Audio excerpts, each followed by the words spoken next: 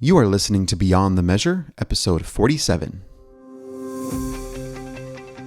Listen as I, a young composer, and my wife, a young choir director, interview other music educators in order to gain insight into their own success in the classroom.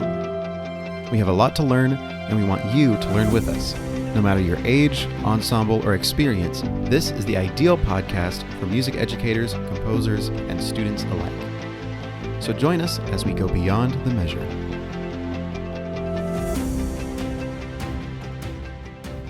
Hello, everyone, and welcome back to another episode. My name is Christian. And I'm Kara. And this is the Beyond the Measure podcast, a podcast for music educators. If this is your first time listening, this is a show where Kara and we just interview a bunch of different music educators from across the aisle to learn as much as we can from them in hopes that it can help us improve our work, but even more so improve your work in the music classroom. Today, we have an incredible guest on the show, someone who actually played a very important role in my musical journey, Dr. Francis Cathlina. Now, I will tell you how he fits into my story here in a minute, but first, Kara, can you read us his bio? Dr. Francis Cathlina is a distinguished Vietnamese-American conductor and educator known for his innovative programming that seamlessly weaves choral music with narrative.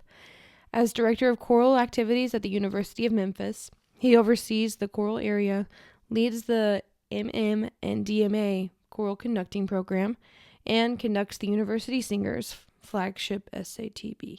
A two-time Grammy-nominated educator, his work with choral ensembles has garnered international recognition. He is on the conducting faculty for the 2025 XV Famous Festival in Brazil and was selected as a U.S. ambassador for ACDA's 2024 International Conductors Exchange Program. The U of M University Singers, under his direction, performed at the 2024 Tennessee Music Educators Association Conference. A recognized authority in vocal pedagogy, Dr. Cathlina's research on choral tone and conducting gesture is published in international journals.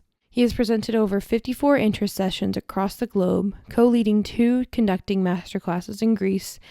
He is set to be the choral headliner for the 2024 Alabama Music Educators Association Conference. Driven by a passion for human connection, he finds great inspiration as an honor choir conductor. His extensive guest conducting schedule includes honor choirs nationwide. Dr. Cathlina holds a DMA in conducting with a vocal pedagogy cognate from the University of North Texas, an MM from Michigan State University, and a BME from Baylor University. Before his doctorate, he taught in Texas public schools. He is grateful for the support of his husband and loved ones who embrace his unique blend of Vietnamese culture and Western upbringing. Dr. Cathlina, his husband Kyle, and their dog Coco proudly call Memphis, Tennessee their home. All right. Yeah. And so Dr. Cathlina was my beginning music theory teacher, my sophomore year of high school. And so that was actually his very first year teaching. He was the assistant choir director at Rouse.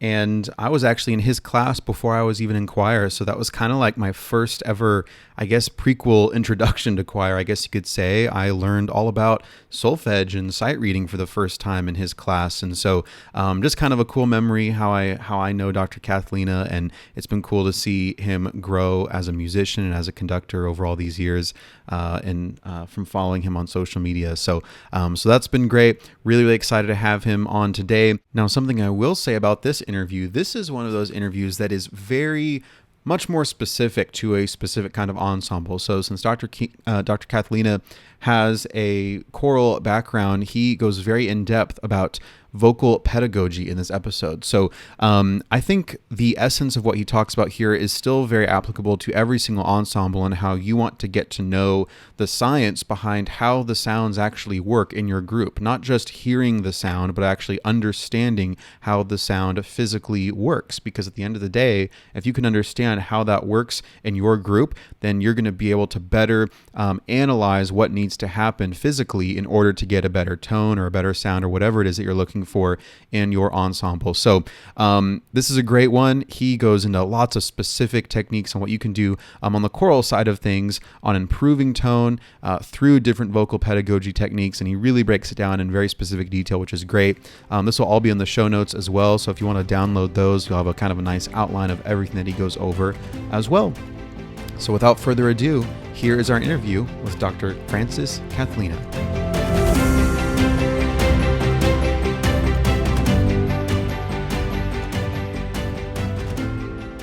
Dr. Cathlina, thank you so much for being on the show with us today. This is such a pleasure to have you here. Well, thank you. It's totally my pleasure. I mean, really, I've known you, Christian, since high school, and I just remember this as you, call me Dr. Cathlina, but you knew me from a very different time when I was Mr. Vu, right? That's right. That's right. So, so it's such a joy to be here with you and your wife, Kara, and to see all the wonderful things that you two are doing in the realm of music. Oh yes, yes, and I'll go ahead and share right now, and you'll get to tell us a little bit more about your story here in a minute and what all you do and everything. But I'll say how I met you was at a very crucial time in my journey as a musician and as a composer, and that was when I was in high school. It was my sophomore year of high school, and that was right around the time where I had decided, I think I want to. I think I want to try doing this music thing a little bit more seriously. And so I quit tennis to switch to beginning music theory. Not that I was very passionate about tennis. I won't say that I was an athlete by any means, but I specifically remember I had to stop doing tennis so that I had room for my schedule for beginning music theory, which I feel like anybody else it would have been the other way around. They would not have, right? But that's what I did. And so it was in the choir room at Rouse High School. And that was the first time I went in there, and then you were the assistant choir director at the time, and so you were teaching that music theory class, and that was how we met. But that was also by extent the first time I ever set foot in the choir room at my high school, and that was kind of what kind of got me integrated to the feel of choir, the atmosphere, because there were a lot of choir students in that class, and it was Right. great. I don't think I realized that you quit tennis to do beginning music theory. And if I remember correctly, didn't you join choir? Because I was there for a year. Didn't you join choir the next year? Yes, yes, I did. So I think it was. I mean, who knows if it would have even happened if we didn't meet in the choir room? I wonder. Right. Like there was. I think there was Yeah. something really crucial about just being in the room and just seeing the atmosphere of the choir room, and meeting Brenda Justice, who was the head choir director, and just meeting a lot of those people. And I think that really helped, especially for a really shy introvert like me at the time. I think that was something I really needed to to get me acquainted with everything. That's right. And I remember there was a project that I had you all do where I think you all shared some kind of music that was impactful to you. And I remember you shared like movie or cinematic music or video game music, something like that. Yeah, yeah. And I remember that poignantly. Yeah. Oh, that's cool. Yeah, I worked way too passionately on that project, but it was fun. That's for sure. That's right. That's right. Cool. Well, before we go any further, and I mean, we've talked about how we know each other, but could you just tell our listeners, who you are and what you do right now, and then if you just want to kind of go and tell us more about how you got to where you are now, and how you got into music and all that kind of stuff.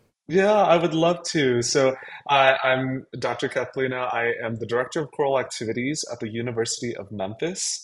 So my responsibilities here include I oversee the choral program and I teach graduate conducting students. So we have an MM and a DMA program here. So this coming year, I'll have four doctoral students in conducting and one master's student. And so I oversee those five students. I oversee their curriculum. I'm their applied lesson teacher, and I conduct the University Singers, which is our flagship choir here. It's our SATB choir here. And so those are my responsibilities at the university. And you asked, how did I get into music? Well, I started actually in music in the fifth grade. I was in violist. And I don't, do any of you two play a string instrument or another instrument? Well, it's funny you brought that up because I forgot about that, and I don't know if you remember this. I played the viola like in middle school when I was younger, and I think we actually talked about that like the day I walked in. I think that was like the first thing.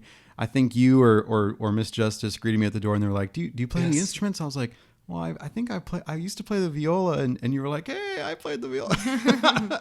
Oh my gosh, I now remember that. I remember us having that conversation now. But I do remember us connecting about that. And you just don't see many violists, you're either a violinist or you play the cello, right? Yeah. Mm-hmm. So I played viola, started in the fifth grade, and I actually played for 14 years. But it was in 10th grade when I decided to join school choir. And not unlike your own journey, Christian, but in 10th grade, I joined school choir and I found that I loved it so much. So then I went to Baylor University in Waco and did my music education degree, Bachelor's of Music Education there. Then I taught my first year at Rouse High School, where Christian went, taught there for a year in Austin, and then I taught for many years in Dallas. During that time, I did my master's at Michigan State University, and it was a summer program to where I could teach and then go do the summer program and then come back and teach and then do the summer program until after 3 summers, I finished with my master's in conducting. And then I immediately started my doctorate in conducting at the University of North Texas, UNT. And so I was there for 2 years, and in my second year, I was encouraged to apply for this position, which is very early. My degree was supposed to be 3 years, and so I was fortunate enough to have a mentor who really believed in me and was like, "This job is opening. It's a really good opportunity. You should apply, even though you have another year left to go." And so I ended up applying and getting this position, and so I fast tracked that third year and did it very, very quickly. And I finished. The craziest part of the story was I did my dissertation, which was 160 something pages long. I Wow. wrote it in a month. Oh my And gosh. and the only reason why was because I had done all the research and interviews and annotating and structured my document prior to that. I I found out I got the job in April, at the end of April, wrote my dissertation in the month of May. I spent probably 8 to 10 hours in the library every single day of the week for the month of May to write. Meanwhile, my husband was moving us, right? Because we had to move to Memphis. So he's packing up the house while I'm writing. And then in the month of June, I did all of my remaining coursework compressed into that summer semester. While my husband is moving us and we're finding apartments and we move in June, I defend my dissertation in July. And so I officially became Dr. Cathlina at that point, and then I started the job in August. So it was a crazy couple of months, but I'm grateful for it now. And so now here I am. I'm about to start my fourth year here. So, Wow, that's incredible. And it was always kind of cool after I got through high school and I graduated, and I think we connected over social media. So it was kind of cool, like just from afar to kind of see all that happening and progressing, and that's really cool. Just I mean, I remember you conducting our little high school show choir at one point, and it's cool to see how far you've come from there, and seeing that journey. I do have to ask, and we won't focus this whole discussion around this, but when it comes to, you brought up you got your master's and then you immediately went into your doctorate program. All of us in the music world, I mean, obviously not everybody's going to go get their master's, not everybody's going to go get their doctorate, but I mean, what are your thoughts on, how do you know if it's the right decision to go for something like your master's or your doctorate, or, is it always necessary, or is it dependent on, what you're passionate about? I mean, what are your thoughts on that for anyone listening that might be considering possibly going into grad school at some point? That's a great question, and I will of course talk about it, and I'll also point you. I wrote an article for the Choral Journal Okay. that talks about, the title of it is evaluating graduate schools, is grad school right for me, or something like that. So I think it was sometime in 2023 when it was published, but I wrote an article, and in that article I talk about what are certain things that lead us to want a higher ed degree or to want a graduate degree, right? So I think you and Kara have both completed your bachelor's, right? And are your bachelor's both in music education? mine is, but Yeah. his is in choral composition or Yeah. composition in Yeah. theory. Got it, got it. A BM in composition. So, I would tell you, when it comes to the master's degree, it doesn't even have to line up with your bachelor's degree. So some of the, I can think of one person that I know who had a composition degree as their undergrad and then went on to get a master's in conducting and is doing very, very well. So it ultimately lies where your passion is. And the question that you want to ask yourself, or that I would pose to our listeners is, where do you see yourself in 5 years? Where do you see yourself in 10 years? What is that dream job? If you say, I would like to teach at a college, then that graduate degree is going to be a necessity for you, right? It's going to be a requisite element of that journey. Some people just want to do it because they want to further hone their skills. They feel like they don't have all the answers, or they feel like they want to develop the qualities of this conductor. And so that's very common too. So, like when I was looking at doctorate programs, I thought, which conductor do I really respect? Which conductor produces excellent results, has a very congenial podium presence, is also a striking musician, and all those qualities led me to UNT, where I found that in my mentors. So ultimately, it's what you want to do. Ultimately, it's where your passions are, and if you seek to better those skill sets, or you have a desire for that, then I would encourage you to look into grad schools. So that leads me to ask, with all of your studies, over the past few years, obviously you're very passionate about the choral side of conducting, and I know you've done a lot of study and looking into that. And I know that you have a lot of thoughts regarding pedagogy that you want to share with us today. I mean, tell us a little bit about your background when it comes to studying, choral pedagogy and all those kinds of things, and what you kind of want to share with us today. Yeah, so the topic that we're really delving into today is vocal pedagogy in a choral ensemble. And this stems from, as you can relate, Kara, from my days in the classroom, of when we are the choir director and many of our students don't study voice privately. We ultimately become the purveyor of their vocal ability, right? We are the reason why their voices grow. And Kara, did you say this is your fourth year? I'm going into in August. It'll be my fourth. Yeah, so you've even in those, 3 years that you just completed, you've seen entering sixth graders leaving as eighth graders, and I'm certain that you've seen their voices grow, and you've seen their pride on their stage presence, improve drastically. And when I thought about what we do as choir directors, so often people think as a conductor, oh, they're just waving their hands. But I think that at the core of being a choir director, it is really being an excellent facilitator for their vocal development, because when those students feel like, oh, I've grown so much, they feel that sense of pride, and what you'll see is they'll want to continue singing. So all of that to say, that led me to the bulk of my research lies in vocal pedagogy in a choral rehearsal, and how we can improve our singers' vocal apparatus, even in a group setting like a choir. So, I pose, as I shared with you two, I pose three major elements that I would say, if there were three things that our listeners could take away from this episode, I would say number one is singing with a low larynx. Number two is developing the chest voice. And number three is slightly closing the mouth to access the singer's formant. And so we'll get into all of that. Should we start with number one? Yeah, that'd That's be great. great. I was gonna say I'm a huge fan of just the simple bullet points and tackle Yes. each one and boom, let's do it. Yes, we love a well-structured conversation, right?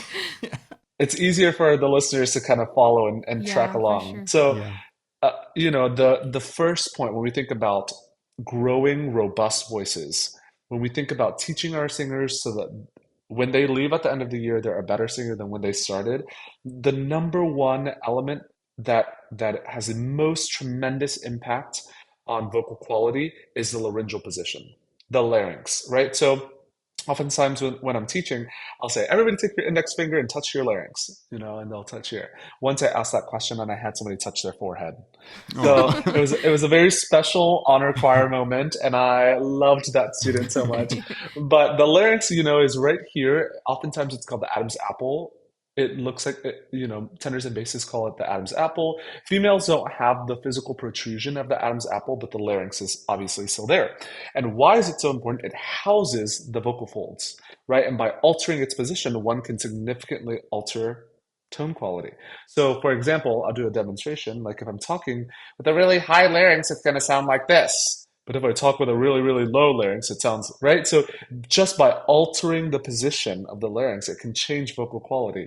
And elite classical singing calls for a low, stable larynx at all times. So, what people often don't know is that a low larynx can also positively contribute to vowel quality, right? So I'm sure, Kara, you've said warmer vowels or rounder vowels, right? And Christian, I'm sure from your experience singing in choirs, you've heard tall vowels, tall vowels, tall vowels. All three of those things are synonymous and tied to a low larynx, right? You cannot sing with a warm vowel if the larynx is high because that produces a brighter, brassier sound. So I'm going to step into the science, put on my science, voice scientist hat and say that when we lower the larynx, it actually does something. It actually lowers all the vowel formant frequencies. Now, do you two know what a vowel formant frequency is? Vaguely from like vocal pedagogy in Yeah. in college, I but I this is familiar. I'll say I definitely do not.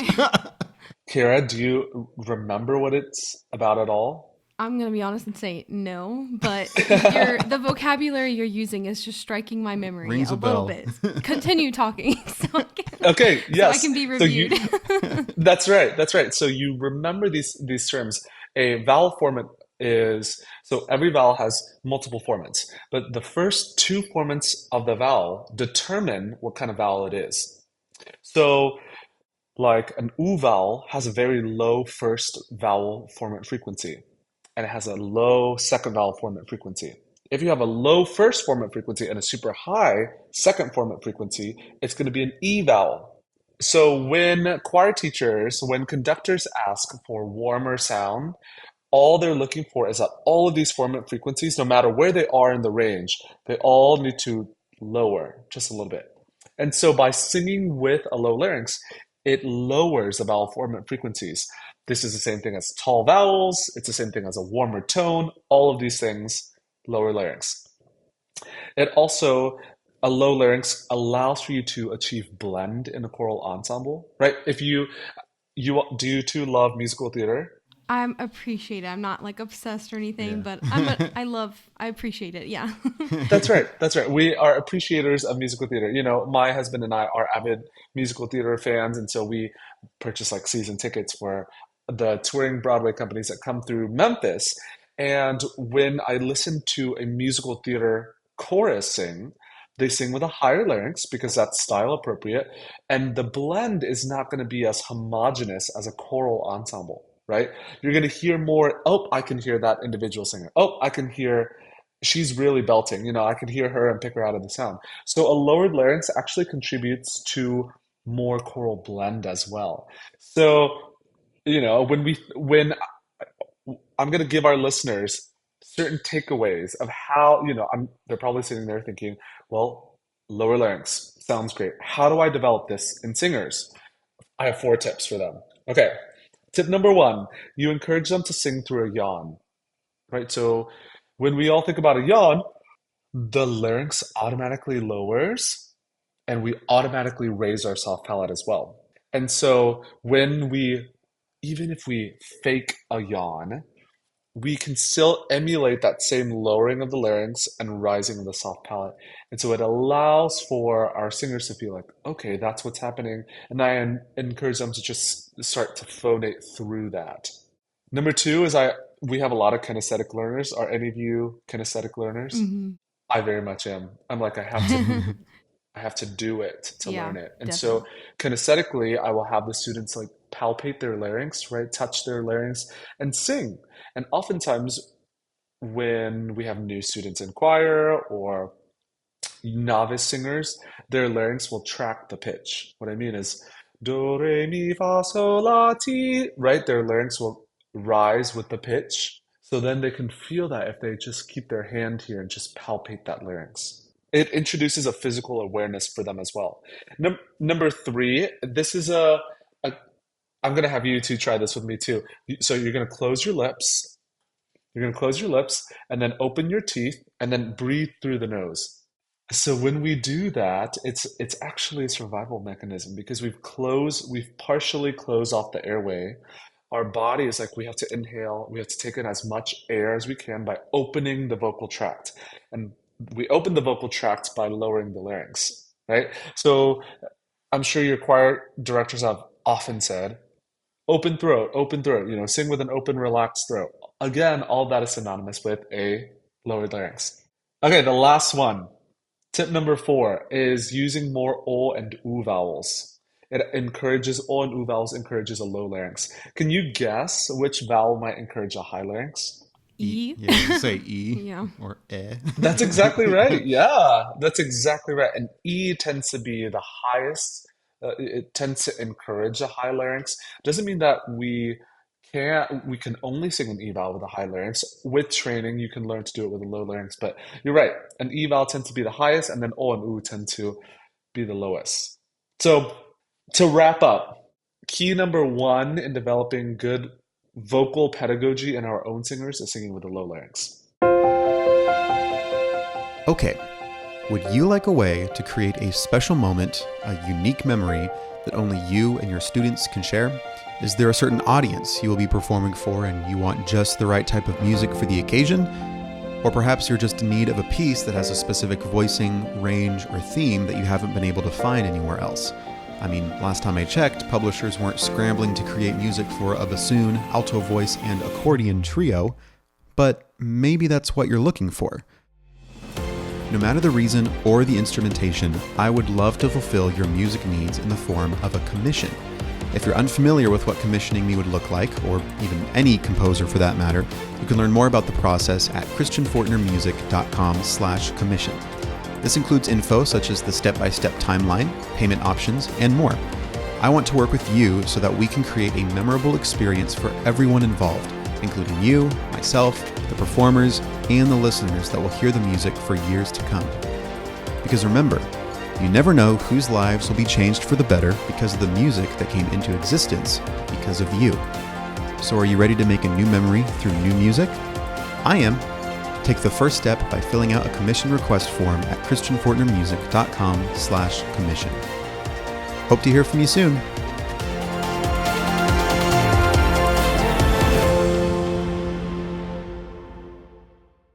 Yeah, and from what I'm hearing is I like how you pointed out, okay, all these different terms and sayings that people say, all of it is synonymous with low larynx. So to flip it around, it's like, okay, if you can figure out and really nail how to, have your students have a low larynx, well, then boom, like you've solved all of, all those different illustrations. Like that's what you got. Get that one thing correct, and boom, it opens up a wide array of possibilities.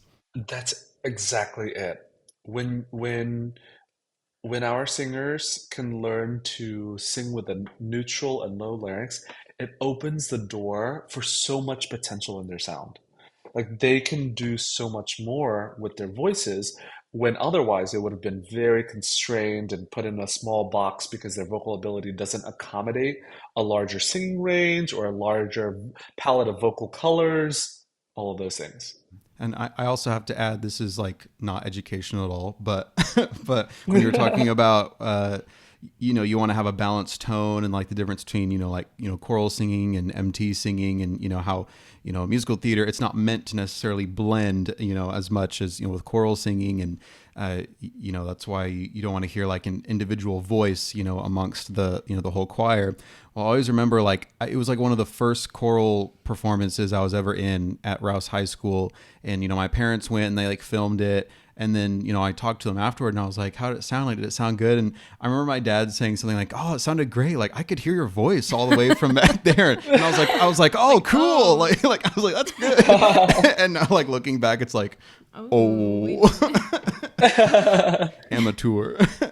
Yeah, yes, yes. But parents always say that, of course. Right. Oh, I can Right. hear your voice. And you're like, can you really hear my voice? Yeah. All right. Well, what else can help with all of the this pedagogy? Yeah, so the second point that I would proffer for our listeners is that we have to develop all of the singer's chest voice. And this is going to sound a little contrary to, or at least the vocal pedagogy that I grew up with. You know, growing up, I was taught always head voice, bring your head voice down, bring your head voice down. And there's certainly a time and place for that. However, okay, when we think about the vocal apparatus, our main muscle is called the TA muscle. It's called the thyroarytenoid muscle. I don't know, Kara, do you remember that term? Yes, I do remember that. Yes, it's like It's coming back to me. refreshing. Yes, it's all coming back, right? So the thyroarytenoid muscle is the main muscle. It's called the vocalis muscle. It's the main muscle that we sing with, right? So when we think of, let's say that this is a TA muscle, and using TA for short, the TA muscle, right? When we sing in head voice, it uses a portion of the TA muscle, only uses a portion of it. When we sing in chest voice, it uses a full TA muscle. So let's say you have a novice singer, right, who is singing for the first time. So their TA muscle is going to be smaller than a Met opera singer, right? Because it's an untrained muscle. So let's say their TA muscle is about the size of my thumb. If this is their chest voice and we ask them to sing in their head voice, and let's say I'm just going to throw out a random percentage. Let's say that the head voice only uses 50% of the TA muscle. That's a pretty small sound. Let's say in a year, you grow their TA muscle to be like the size of two thumbs. Now they're singing in their head voice, which is using 50% of this, and their sound is going to be more full simply because their muscle is larger. So when we think about choirs where we're like, okay, sing out, okay, why do we all sound so weak? You know, like how do we develop a larger, more vibrant sound that has vibrato in it, that has overtones in it? It is by developing the chest voice. And it doesn't mean that we are singing in our chest voice all the time. It just means that as a part of the warm-up process, we're warming up that part, we're developing it. And so the I would give I'm going to give our listeners certain exercises to develop that TA muscle.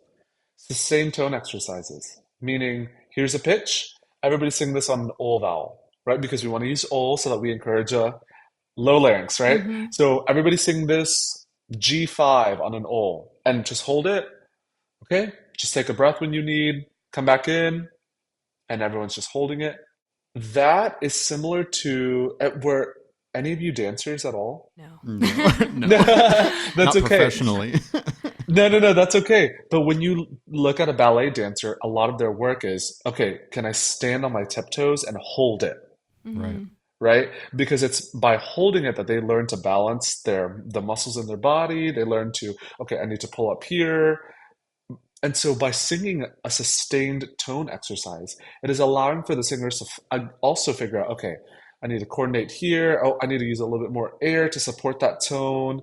It builds muscle. It's like strength training, right? It's like lifting weights at the gym instead of just doing cardio. You're building the muscle. So it's the same tone exercises in the chest voice. And something that I often, a saying that I often use is that I stole from my voice professor during my doctorate. He would always say, from C to shining C. So he would talk about from C4 to C5 on the keyboard, middle C to an octave up. You want to do your sustained tone exercise there. Or for tenors and basses, an octave below that, right? But you always want to say there. And do you know why? You want to do that because it's the most neutral range, right? You're not like singing at the top of the staff to where it's like really, really difficult to produce, or you're not singing so low that everybody's like, they're trying to. It's an easy note that everyone's got. It's like starting off with a very simple exercise, and it allows for that strength training to just develop. So as we're going through all this, what I'm hearing is a lot of, and this is especially for me as someone that is not a teacher, a music teacher by any means. So I've never really been in an instance where, I'm necessarily thinking of techniques on how to teach people. But if I had to imagine, there's probably a lot of music educators out there, or at least some, that might be hearing this and thinking, oh, this is all the sciencey study, deep, stuff that doctoral students look at, right? I mean, but do I really need to learn all these specifics when it comes to teaching? Like, I mean, shouldn't it be okay to just for my students to just feel it, to just illustrate it. I mean, what would you say to someone that is much more on that side of the spectrum? I mean, those kinds of things can definitely be beneficial, but and have a place. But what would you say to that? The importance of being able to understand the actual physical aspect of how all of that works. What an insightful question. And I'm so glad that you asked that because I think you're right. When we look at our art form, music as a whole, it can be it can be broken down into, well, this is just a feeling, like this is, I should just feel it.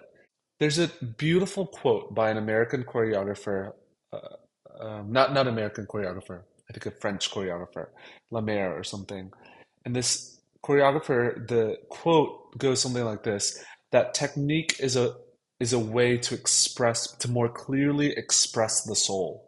So when we think about mastering technique, when we think about learning about these scientific sides of vocal pedagogy, when we think about learning the physical nuances of how to sing, those that have the technique can more clearly express what they want. They can say, I want to hold that note a little bit longer because the character of the story demands, or, this is a poignant moment where they're hanging on to their loved one before they let them go. That's what this note represents. And so, because of that, I'm going to hold on to it a little bit longer. And we can't do that unless we have the training, right? Our young singers who do not have the training won't be able to do that, right? They're just going to be straining to sing the note rather than hold it with this verve and this fervor that the story demands. So, I would share with our invite our educators who are like, do I need to learn about all of the scientific side? I would tell them we need to learn about it because our students deserve to know all of the ways to best grow and most quickly develop their instrument, right? Because ultimately that's our responsibility. It's our responsibility to to help them on a journey to achieve their goals. And if that is to be a better singer, that's more clearly and articulately express themselves, we want to do that by learning this vocal pedagogy, right?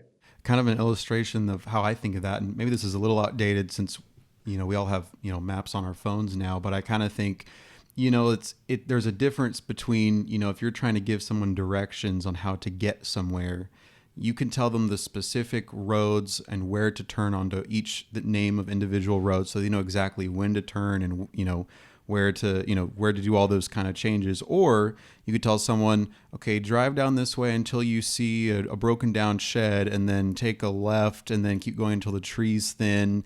And you just hope that they spot and that they notice those things and eventually make it. That's kind of the same kind of thing. You can give them a broad sense of where to go, or you can really nail down the specific individual instruction on how to get there. I think that's very well said. I'm not going to tell every alto, I'm not going to say, okay, on this note, you need to start to incorporate more of your head voice. And then on this note, more this that should be in your chest voice. And then on this note, you want to like, I'm not going to micromanage the way they sing the line. I'm going to give them certain things to think about. Low larynx, developing their chest voice that allows for them whenever they get to that passage to go, okay, I'm going to think about this, where they're self-navigating the complexities of the rehearsal. And what we end up finding is when students have the tools, these physical tools of vocal pedagogy, they are able to find joy in the rehearsal process because nothing is beyond their reach, right? They have the tools to go, okay, that might be a really difficult note, but I know exactly I'm going to think about singing with low larynx. I'm going to support the tone with air. I'm going to do A, B, C, D, E, because that's what Miss Fortner told me to do. Like she told me, she gave me all these tools. So, and you said something earlier, Christian, that I think is worthy of mention. You said, this is going to be applicable for our educators. I also think that this is good for any composers out there like yourself, Christian, that are already doing it so well.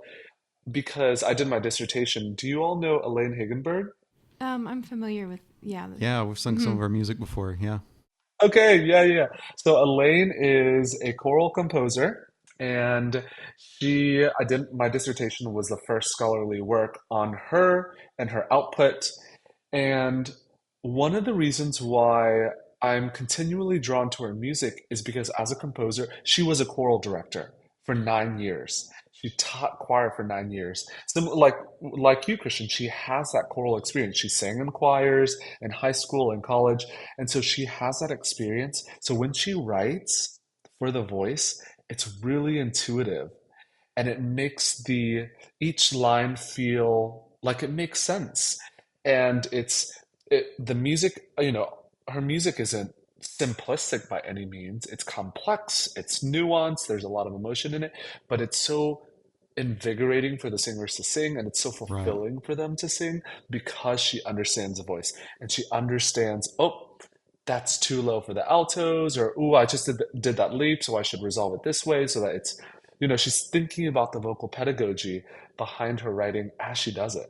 Yeah. Oh, definitely. I can relate to that. I mean, it's much less stressful for me to write for choir or even for, for stringed instruments, even though I was in orchestra such a long time ago, having that understanding helps numbers. And I also was thinking, I think that same kind of conversation is applicable on the music theory side of things as well when it comes to composition, because it's one thing to just write and feel the music, which I'll admit I definitely do that more than just understanding the theory and using those tools to really, make certain artistic decisions. But there's definitely so many places that is important and that can be helpful in how you craft the art. Yeah, absolutely.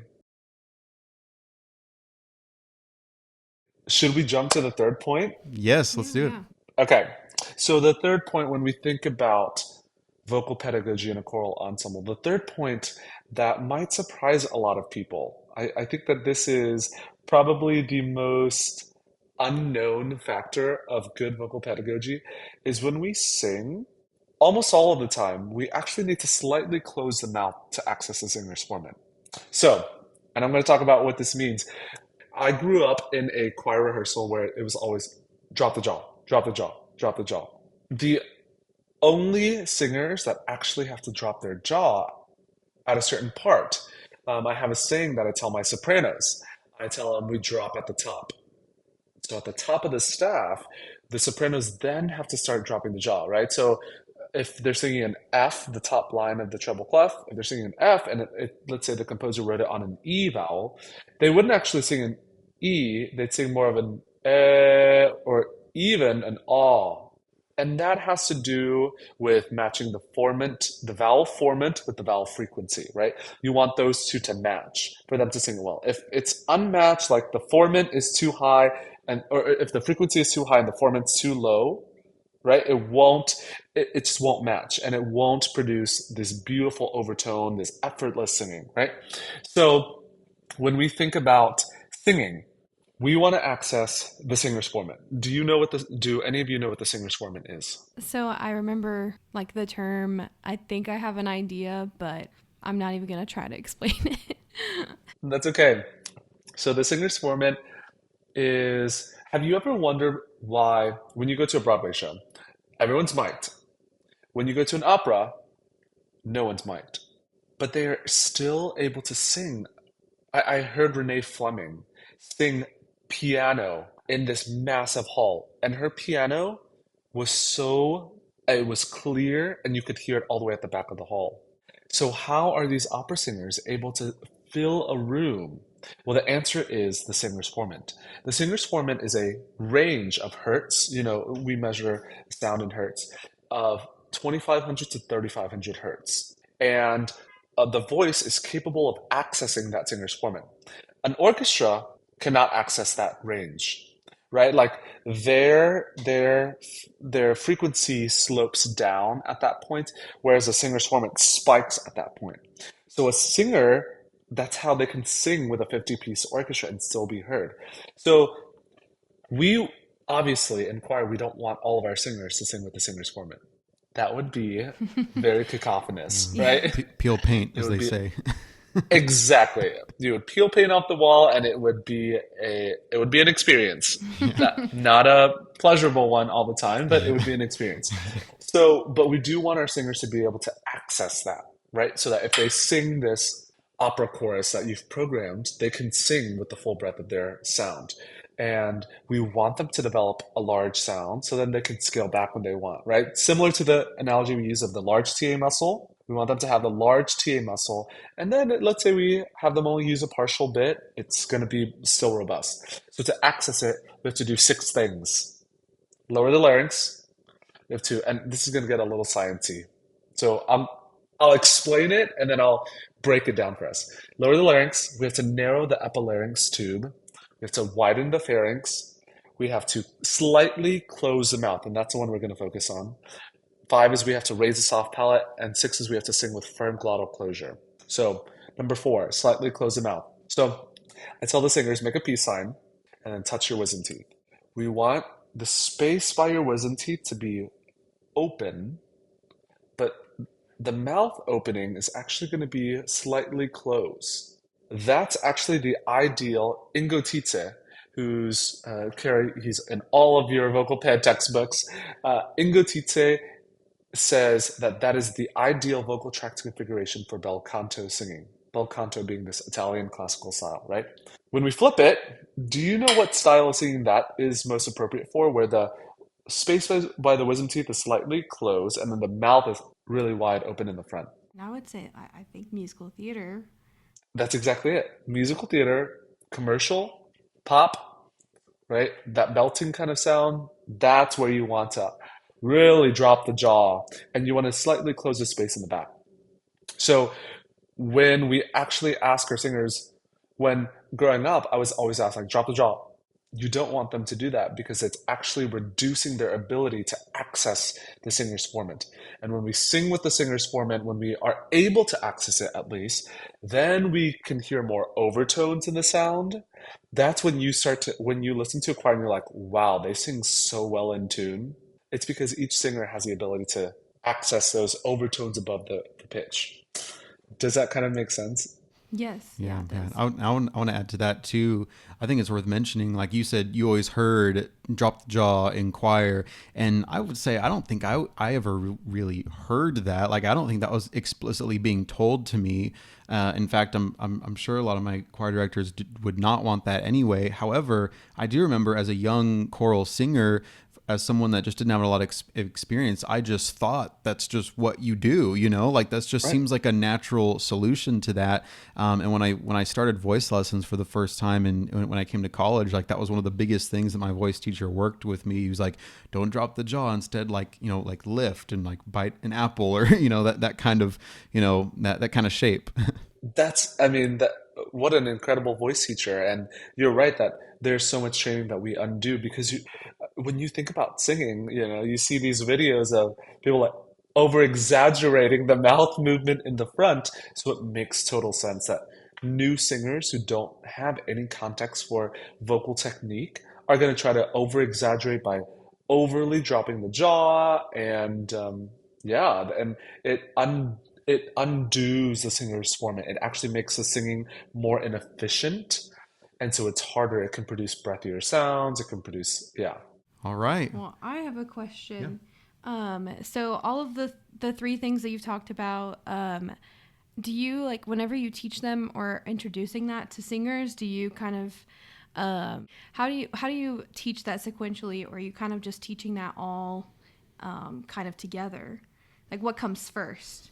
That's a great question, Kara. And it's, you're like, which concept is the most important one? And I would tell you where I do most of my vocal technique training is during the warm up, which for me, and I teach my graduate students this as well, I actually don't call it a warm up for our choirs. I call it tech time. And tech time stands for technique time.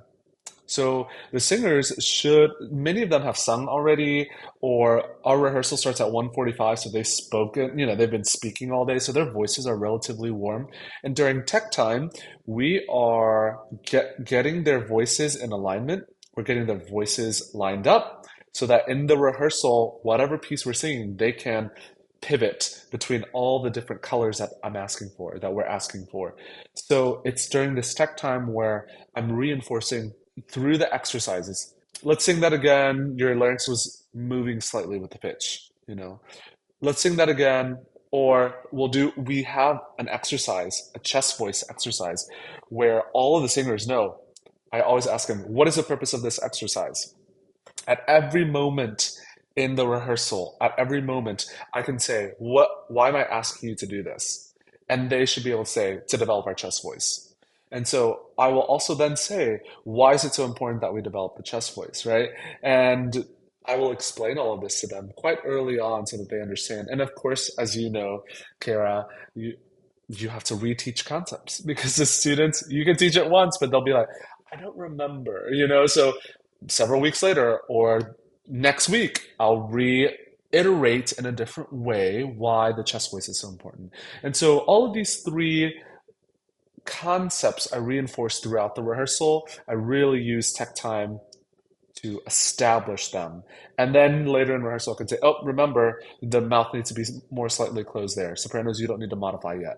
I like that. I think I might even change my name to Tech Time, because I feel like even middle schoolers, I get asked quite a bit, like even towards the end of the year, they're like, why do we even need a warm up?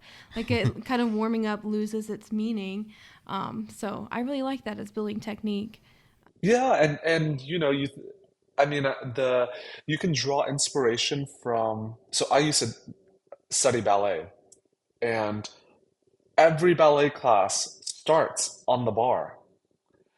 Even though you're warmed up and stretched, no ballet class starts across the floors, Mm-hmm. So similar with voice, similar with choir, we have to start by just lining up the technique, getting all together, and also for us on the other side of the podium, it's also understanding that we have to get their headspace focused because they're coming from this outside world that can be so boisterous and notifications and text messages and homework that they're doing, and then we have to center them, So I use tech time to also mentally focus the room as well. Wow, That's man, great. I just feel like I was just like covered in just like knowledge and wisdom, just like that is so good. I mean, I've always been wanting to have a lot more episodes that really just get into the weeds like this, and I think this is so good. So let's say, I mean, someone is hearing all of this, wherever they're at in their music career, and they're like, okay, that was a whole lot of information, and I don't even know how to start digesting that. Where do I go from here? What's a good next step as far as beginning to understand these things more? What are some good resources and good next steps just as far as implementing that into the classroom? That's a great question, and it's this question that led me to pursue graduate studies. I was like, how do I help the singers? How do I help my students be better? And, you know, of course, graduate studies is one, but I have given presentations on this as well. So if there are listeners out there that want more information, they can send me an email, and I can share with them some of the presentation slides that I've used that kind of break down some of these things. I would also point them to there's a really, really good book. I see it in my head, and I'm trying to remember the name. It's by I can't remember it right now. I'm gonna have to come back to it, but We'll link it in the description of the episode. okay, perfect. Yes, I because I see the book, Yeah. cover in my head, but I can't think of the name. It can be a little scientific, but it's also an excellent introductory vocal pedagogy book to where it's not so science heavy that you cannot digest it. So I think that's a really good primer for those that are wanting to dip their toes into this. And, of course, they can always reach out to me and I can share some of my resources and share some of my slides with them as well. Awesome. And so then going off of that, I mean, for anybody that wants to connect with you and maybe get some of those resources or learn more about what you do, I mean, what's a good way that people can reach out to you? Oh, I would be delighted to connect with them. They can send me an email. My personal email is just first and last name. It's franciscathlina@gmail.com.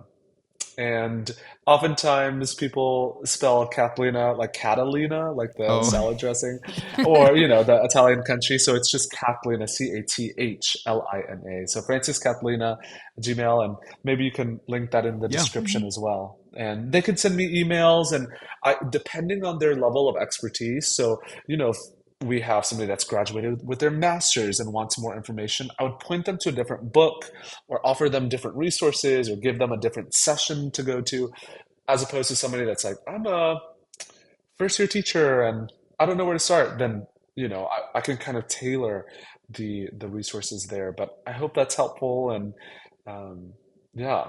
Cool. And do you do choir clinics ever?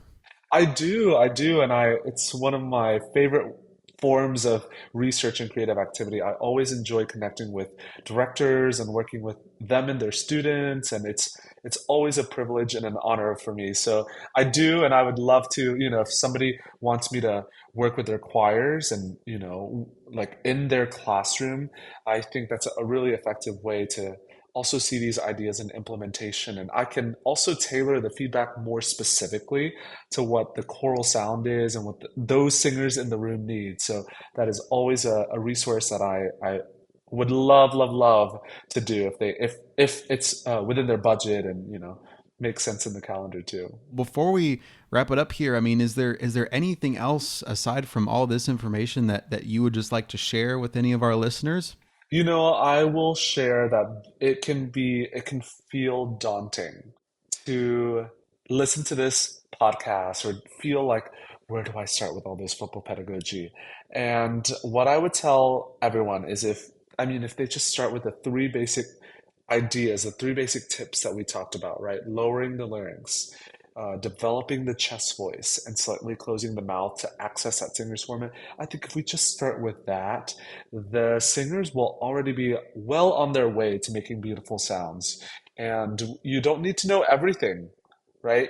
We are constantly learning, myself included, every single day how to better build the voice. And with new scientific developments, we're learning new things. So just start small and, reach out to people. The beautiful thing about the field of music is it's so collaborative. So reach out and ask for help, draw on people's expertise, and that's the best way that we can improve ourselves and ultimately give our best to our students. Oh, beautifully said. Awesome. Very cool. Well, thank you. Thank you so much, Dr. Cathlina, for being on the show with us today. We really appreciate it. And hey, we'll have to have you back sometime. It was awesome. Oh, it was completely my pleasure and totally my honor to speak with you too. And I am, on the record or off the record, I'm just so proud of everything that you're doing, Christian, and so proud of the life that you and Kara have built together. I think it's so beautiful what you two are doing with this, with your careers, with your composing, with your teaching, but also with this podcast and offering this educational resource or this community resource, right? Connecting groups of people. And I just am so proud of the wonderful things that you two are doing. So I am honored and so grateful to be here, and I would love to be back another day. Oh, thank Oh, you. thank you so much. It's been a pleasure. Thank you all for listening. Thank you so much for listening to this week's episode of Beyond the Measure, a podcast for music educators. We hope you learned something that will help you stress less about how to teach so that you can focus more on who you're teaching. If you enjoyed the episode, please leave us a rating and review, subscribe, and share this podcast with other music educators. See you in the next one.